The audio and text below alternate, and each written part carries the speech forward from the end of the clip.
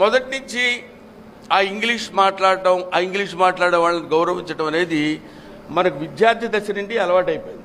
Telugu master క్లాస్లోకి వస్తారు, భూమిదురుడు అంబరజం విరఝరి మండల ముహుర్ముహుర్లుడ నభంగ కరకంపిత సాలముసిత శైల. ఎవరికి అంటే నేను చెప్పేది పక్కన వాడితో మాట్లాడుతున్నా, ఏమిట్రా అసలు గొడవ చేస్తున్నావు, గొడవ ఏమిటి, చంపేస్తారు, పిచ్చి వేషాలు వేసామంటే కూర్చో అంటాడు. అనగానే వీడు వెంటనే లేచి నేనేం గొడవ తెలియదండి, నేనేం మాట్లాడలేదే అండి. నువ్వు పక్కవాడితో మాట్లాడుతున్నావు, నేను ఎప్పుడు మాట్లాడానండి, నేను ఆడెవడో మాట్లాడుంటాడు, మీరు నన్ను అనుకుని నన్ను తిడుతున్నారు, మీరు అనవసరంగా అంటాడు.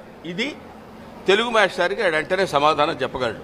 అదే ఇంగ్లీష్ మాస్టర్ వస్తారు క్లాస్కి, ఆయన చెప్తుంటాడు the total thing is everybody should accept the accept అని చెప్తున్నప్పుడు మనకు అర్థం కాదు.